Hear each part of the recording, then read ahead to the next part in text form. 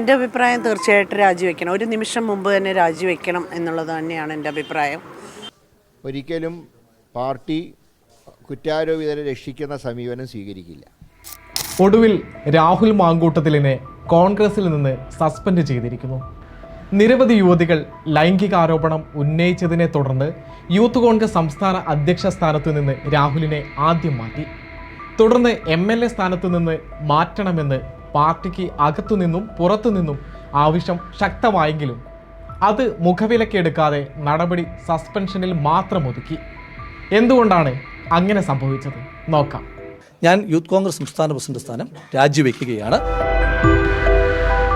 MLA സ്ഥാനത്ത് നിന്ന് ഉടൻ ഒഴിയണമെന്ന ശക്തമായ നിലപാട് രമേശ് ചെന്നിത്തല, VM സുധീരൻ, KC വേണുഗോപാൽ തുടങ്ങി മുതിർന്ന നേതാക്കൾക്കുണ്ടായിരുന്നു. ഇതിനു പുറമെ ഉമാ തോമസും ഷാനിമോൾ ഉസ്മാനും അടക്കമുള്ള വനിതാ നേതാക്കളും ഇതേ ആവശ്യം ഉയർത്തിയെങ്കിലും അതിനെയൊക്കെ തള്ളിക്കളയുന്ന നടപടിയാണ് പാർട്ടിക്കുള്ളിൽ നിന്ന് വന്നത്. പാർട്ടിയിൽ നിന്നും പാർലമെന്ററി പാർട്ടിയിൽ നിന്നും അദ്ദേഹത്തെ സസ്പെൻഡ് ചെയ്ത് മാറ്റി നിർത്താൻ തീരുമാനിച്ചു. നിയമസഭാംഗത്വം രാജിവെപ്പിക്കാതെ പാർലമെന്ററി പാർട്ടിയിൽ നിന്ന് മാറ്റി നിർത്തുകയാണ് വേണ്ടതെന്നാണ് ഷാഫി പറമ്പിൽ മുന്നോട്ട് വെച്ച ശക്തമായ ആവശ്യം. ചുരുക്കി പറഞ്ഞാൽ മുതിർന്ന നേതാക്കളും വനിതാ നേതാക്കളും മുന്നോട്ട് വെച്ച ഈ നിർദ്ദേശം പാടെ തള്ളിക്കളഞ്ഞു. തൻ്റെ പ്രിയപ്പെട്ട രാഹുലിനായി ഷാഫി പറമ്പിൽ പറഞ്ഞത് സംഭവിച്ചു. താൻ MLA സ്ഥാനം രാജിവെക്കില്ലെന്ന നിലപാടിൽ ഉറച്ചു തന്നെയാണ് തുടക്കം തൊട്ടേ രാഹുൽ മാങ്കൂട്ടത്തിൽ നിന്നത്. ഇനി രാജിവെപ്പിച്ചാൽ തന്നെ നേതൃത്വത്തിലുള്ളവരുടെ പല രഹസ്യങ്ങളും രാഹുൽ തുറന്നു പറയുമെന്ന പേടി പലർക്കുമുണ്ട്. ആ രീതിയിൽ തന്നെ മാങ്കൂട്ടത്തിൽ നേതാക്കളെ വിരട്ടിയെന്നാണ് പുറത്തുവരുന്ന വിവരം. രാഹുലിന് പിന്നാലെ ക്യൂവായി തങ്ങൾ കൂടി പുറത്തു പോകേണ്ടി വരുമെന്ന ഭയമാണ് രാജിക്കായി മുറവിളി കൂട്ടിയ നേതാക്കളെ പിന്നാക്കം പോകാൻ പ്രേരിപ്പിച്ചത്.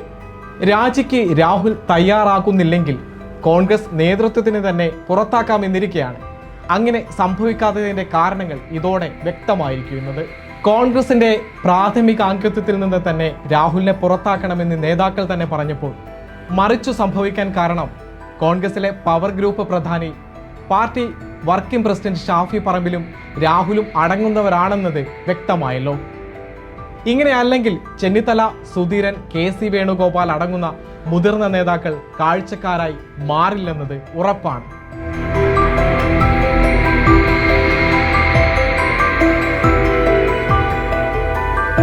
നിയമസഭാ തെരഞ്ഞെടുപ്പ് നടക്കാൻ മാസങ്ങൾ മാത്രമാണ് ബാക്കി നിൽക്കുന്നത്. പ്രതിരോധത്തിലായ പാർട്ടിയെ രക്ഷിക്കാൻ നിലവിൽ കോൺഗ്രസ് നേതാക്കൾക്ക് തന്നെ കഴിഞ്ഞിട്ടില്ല. നിയമസഭാംഗത്വത്തിൽ നിന്ന് രാഹുൽ മാറി നിൽക്കണമെന്ന ആവശ്യം സ്വന്തം മണ്ഡലത്തിൽ നിന്ന് തന്നെ ഉയർന്നിട്ടും അത് നടപ്പിലാക്കാൻ രാഹുലും കോൺഗ്രസ് നേതാക്കളും തയ്യാറാകാത്തത് ജനങ്ങളോടുള്ള വെല്ലുവിളിയാണെന്നതിൽ തർക്കമില്ല. രാഹുലിനെതിരായി സംസാരിച്ചുവെന്ന കുറ്റം ചാർത്തി ഉമാ തോമസ് MLAയും AICC സംഘടനാ ജനറൽ സെക്രട്ടറി KC വേണുഗോപാലിന്റെ ജീവിത പങ്കാളി ഡോക്ടർ ആഷയ്ക്കുമെതിരെയും അടക്കം കേട്ടാലറയ്ക്കുന്ന സൈബർ ആക്രമണമാണ് ചില കോൺഗ്രസ് നേതാക്കളുടെ രഹസ്യമായ ആഹ്വാനത്തിലൂടെ നടക്കുന്നത്.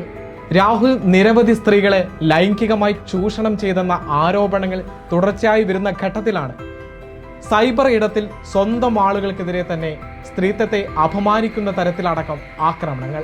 VD സതീശൻ, ഷാഫി പറമ്പിൽ, രാഹുൽ മാങ്കൂട്ടത്തിൽ എന്നീ ത്രിമൂർത്തികളാണ് പാർട്ടിയിലെ പവർ ഹൗസ് എന്നാണ് നേരത്തെയും ആരോപണങ്ങൾ ഉയർന്നത്.